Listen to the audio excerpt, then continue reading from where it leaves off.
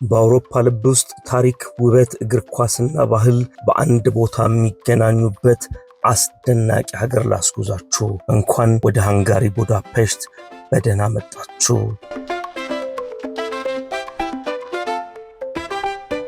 በዚህ ሰዓት የሚሊዮኖች ልብ በቡዳፔስት ወደሚገኘው አስደናቂ የፑሽካሽ አሬና ሸፍቷል። በዳኑብ ወንዝ የተከፈለችው ከተማ የታሪክ ህንፃዎች፣ ድልድዮች፣ የምሽት ህይወት፣ ውብ እይታዎችና የአውሮፓ አስደናቂ ባህላዊ ቅርሶች በአንድ ላይ ታቀፈች ውብ ከተማ ናት። ስለዚህ ቻምፒየንስ ሊግ ፍልሚያ ከመጀመሩ በፊት ስለ ውቢቷ ሃንጋሪ፣ ስለ ቡዳፔስት ውበት፣ ታሪክ፣ ባህልና የፉትቦል እብደት መመልከት ከወደዳችሁ አብረን እንጓዝ።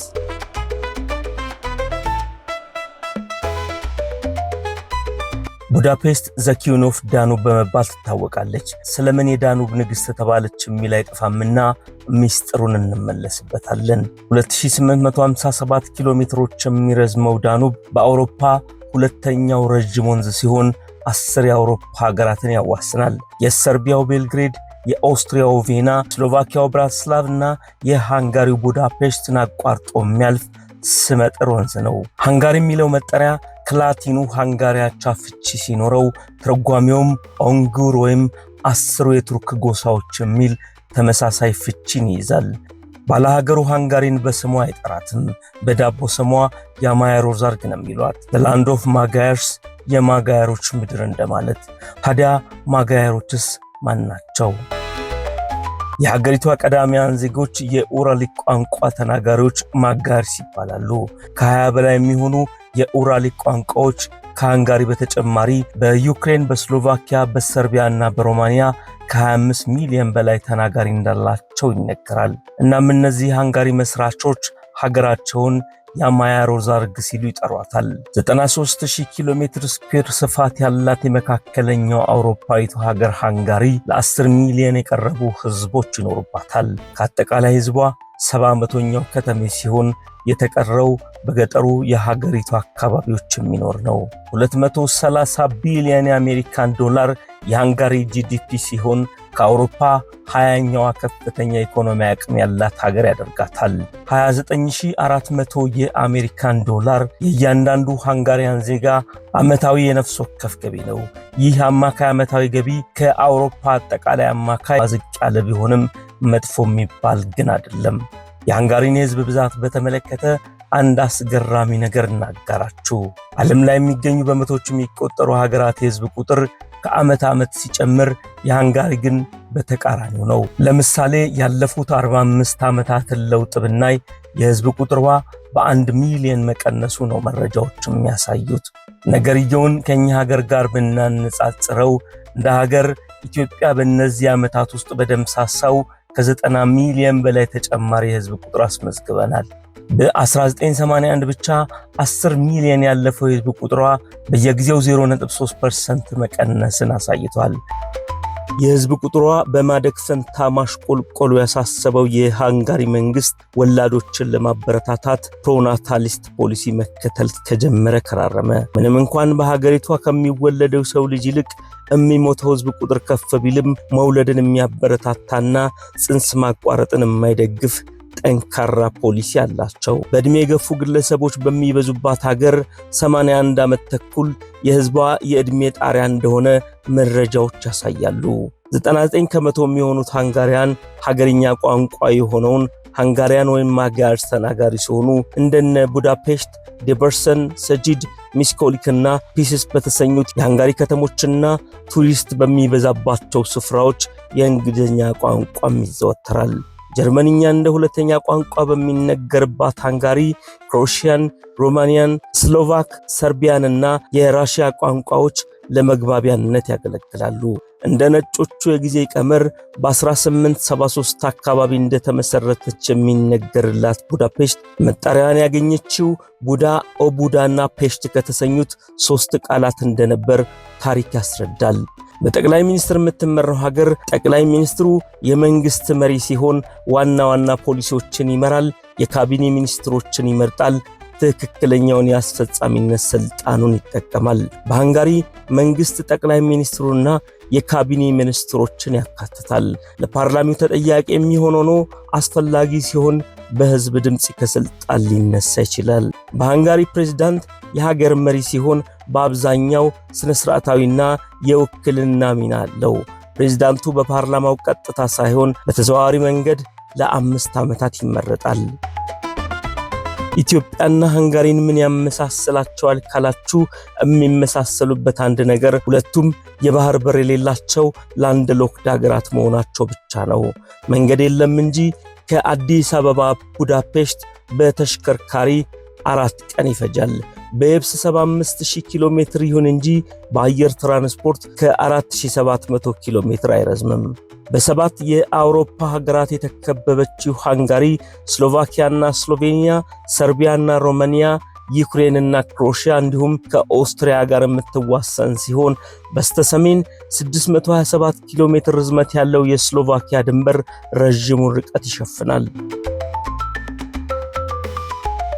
ለፈረንጆቹ አቆጣጠር ከ20 ዓመታት በፊት የአውሮፓ ህብረት የተቀላቀለችው ሃንጋሪ የሸንገን አባል ሀገር ሆና ከተቀላቀለች 18 ዓመታትን አስቆጥራለች።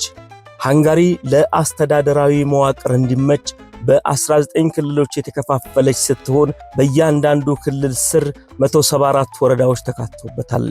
ከነዚህ ወረዳዎች በተጨማሪ ከቡዳፔስት ጋር 23 ከተሞች ሲኖሯት እያንዳንዱ ከተማ በከንቲባ ይመራል።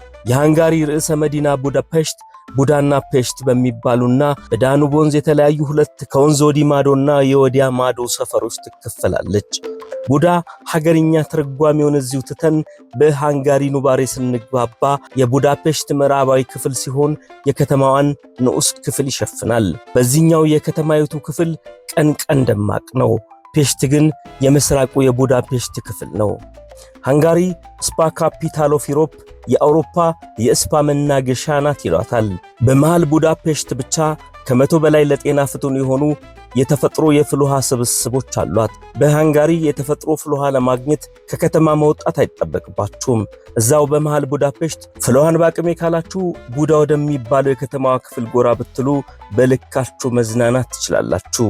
እኔ የሚያስፈልገኝ ቅንጡና ግዙፍ የፍል ውሃ ባዝ ነው ካላችሁም ወደ ከተማዋ ምስራቅ ክፍል ብትጓዙ ፔስት ላይ ውብ ጊዜ ይኖራችኋል። በአውሮፓ በግዝፈቱ ከሚነገርለት ሲችኒ ሜዲካል ባዝ ጀምሮ ሮዳስ ተርማል ባዝ፣ ጌለርት ተርማል ባዝ እና እንደ ቬልቤዥ ባዝ ያሉ ስመጥር የፍል ውሃ የሚገኝባት ምድር ናት። ቡዳፔስትን የረገጠ ሁሉ ሳያየው አይወጣም የሚባልበት መለያ በካስትል ስትሬት የሚገኘው የቡዳ ካስትል ፓላስ ከስነ ህንጻው ታሪካዊነትና የአርኪቴክቸር ጥበብ ባሻገር ስለ ሃንጋሪ ብዙ ይተርካል። የቼን ድልድይም ቡዳፔስትን ለረገጠ ሁሉ አይን የሚይዝ ነገር አለው ይሉታል። አስደናቂ የስነ ህንጻ ጥበብ የሚስተዋልበት ግዙፉ የቡዳፔስት ፓርላመንት በግዝፈቱ ከዓለም 3ኛው የፓርላማ ህንጻ እንደሆነ ይነገራል። የሃንጋሪ ከፍታና ዝቅታ የሚተርኩ ቅርሶች ባህሏን፣ ትውልዷንና ዘመኗን የሚተርኩ ጋለሪና ሙዚየሞች በዚህ ፓላስ ውስጥ ተሰባስበዋል። ከቡዳ ካስትል ፓላስ በቅርብ ርቀት የከተመው ዘ ፊሸርማን ባስችን የቡዳፔስት ሌላኛው ጌጥ ነው። ጣሪያው በደማቅ ቀለማት ያሸበረቀውና ዝነኛው የማቲያስ ቤተክርስቲያንም የአምልኮና ሃይማኖታዊ ስፍራ ብቻ ሳይሆን በርካታ ቱሪስቶች በወረፋ የሚጎበኙት መሳጭ ስፍራ ነው። የካስትል ሂል ዋሻም ለጎብኚዎች የተሰናዳ ሁነኛ ስፍራ እንደሆነ ይነገርለታል። እነዚህን ድንቅ ስፍራዎች ጎብኝታችሁ የድካም ስሜት ከተሰማችሁ በፓላስ ስትሬት ከከተሙት ሬስቶራንቶች ወደ አንዱ ጎራ ብላችሁ የሃንጋሪያን ቄንጠኛና የቀመሱት ሁሉ የሚወዱት ታዋቂው ጉላሽና ፔፕሪካን ተመግባችሁ ስመጥር በሆነውና በሚታወቁበት የቶካጂ ጣፋጭ ነጭ ወይን ማወራረድና በለስላሳ ክላሲካል ሙዚቃዎች ቆይታችሁን አይረሴ ብታደርጉት ይመከራል። የመጣችሁበትን እንዳትረሱ። በዳኑብ ወንዝ ዳርና ዳር የእግር ጉዞ ማድረግ እጅግ ማራኪ ትዕይንት ነው። ወንዙ የቡዳፔስትን የምሽት ውበት ከሚያደምቁ ውብ ነገሮች አንዱ ነው። የተለያዩ የከተማዋ የብርሃን ፍንጥቅጣቂዎች ውሃው ላይ የሚፈጥሩትን ትዕይንት ማየት አንድ ምሽት ሌላ ዓለም ደርሶ እንደሚመልስ ይነገርለታል። እግረ መንገዳችሁን በቡዳፔስት የውሃ ዳርቻዎች ትልልቅ የጫማ ቅርጾች ካያችሁ መታሰቢያ ሐውልቶች እንጂ ጫማዎች አይደሉም። የሃንጋሪያን የኦፔራ ቤትም ሌላው ብዙ ትዕይንት የሚስተዋልበት ታሪካዊ ስፍራ ነው። ረዘም ያሉ ስፍራዎች ስትንቀሳቀሱ ባቡር መጠቀም የተሻለው አማራጭ ነው። እጅግ ሰላማዊ የምትባለው ሃንጋሪ ለአውሮፓ ሀገራትና ለሌላው የዓለም ክፍል አውቶሞቢሎችና የተሽከርካሪ ክፍሎች፣ ኤሌክትሮኒክሶችና ማሽነሪዎች፣ የቴሌኮም ጊሮችና የተሽከርካሪ ጎማዎች፣ የኸርባል ምርቶችና የፋርማሲ ቁሳቁሶችን እያመረተች ታዳርሳለች። አውቶሞቲቭና ማኒፋክቸሪንግ፣ ዓለም አቀፍ ንግድና የአገልግሎት ዘርፉ፣ ፎሬን ዳይሬክት ኢንቨስትመንትና ኤክስፖርት የሀገሪቱ የኢኮኖሚ ጀርባ አጥንት ናቸው። ይቺ የመካከለኛው አውሮፓዊት ሀገር ሃንጋሪ መናገሻ የሆነችው ቡዳፔስት ከሰሞኑ ለትልቅ ዓለም አቀፍ ሁነት ታጭታለች። ከእንግሊዝና ከፈረንሳይ የተነሱ በሺ የሚቆጠሩ ግለሰቦች ወደ ቡዳፔስት ሊያመሩ ቀነ ቀጠሮ ይዘዋል። ዙሪያዋን ከከበቧት የአውሮፓ ሀገራትም ያቺን ሜይ 30 የሚጠባበቁ ጥቂቶች አይደሉም። ጀርመንና ጣሊያኖች፣ ስፓኒሽና ፖርቹጋሎችም ወደ ሃንጋሪ ተጉዘው በቡዳፔስት ፑሽካሽ አሬና ስታዲየም የሚከናወነውን የቻምፒየንስ ሊግ ግብግብ ለመታደም ቀን መቁጠር ጀምረዋል። ከአፍሪካና ኤዥያ ከአሜሪካና አውስትራሊያን ጨምሮ በርካቶች የዚህ ዓለም አቀፍ ሁነት አካል ለመሆን ጓጉቷል። በቡዳፔስት ፑሽካሽ አሬና ስታዲየም የሚከናወነውን የ2026 ቻምፒየንስ ሊግ ውድድር ዋንጫ የትኛው ክለብ ያነሳዋል? አርሴናል ወይስ ፒኤስጂ? ግምታችሁን ኮሜንት ላይ አስቀምጡልን። የሁለቱም ክለቦች የዋንጫ ጨዋታ ውጤት ከጨዋታው በፊት ትክክለኛውን ውጤት ከሚገምቱ ተመልካቾቻችን መካከል አንዱን መርጠን 2000 ብር ምንሸልም ይሆናል። ሁላችሁም በዚህ ውድድር ላይ እንድትሳተፉ ጋብዘናችኋል። ቡዳፔስት የበርካታ ቱሪስቶች መናኸሪያ፣ የዳኑብ ወንዝ ውበት ያረበበባት፣ በተፈጥሮና ሰው ሰራሽ ፍልውሃዎች የተንበሸበሸች የአውሮፓ እምብርት፣ አሁን ደግሞ በአውሮፓ ትልቁን የእግር ኳስ ሁነት ቻምፒየንስ ሊግ ልታስተናግድ ሽር ጉድ ላይ ናት። ውድ የቻናላችን ቤተሰቦች ለዛሬ ከአውሮፓ ቻምፒየንስ ሊግ የፍጻሜ ጨዋታ ጋር አገናኝተን ሃንጋሪ ቡዳፔስትን የጎበኘንበት ፕሮግራማችን ይህንን ይመስል ነበር። የዛሬውን ፕሮግራማችን እንዴት አገኛችሁ? ሐሳብ አስተያየታችሁን ኮሜንት ላይ አስፈሩልን።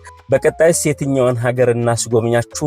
ይህንንም ሐሳባችሁን ብታጋሩን ደስ ይለናል። በዚህ ቻናል እንግዳ ከሆናችሁ አሁን የምትገኙት ዳጊ ትራቨል ቲፕስ የተሰኘው የዩቲዩብ ቻናል ላይ ነው። በዚህ ቻናል ዘወትር ማክሰኞ ምሽት 12 ሰዓት እና ዘወትር አርብ ምሽት በተመሳሳይ ሰዓት ከቪዛና ከኢሚግሬሽን ከኤርላይንስና አጠቃላይ ከአቪዬሽን ኢንዱስትሪ ጋር የተገናኙ ጉዳዮችን እያነሳን ወደ እናንተ እናደርሳለን።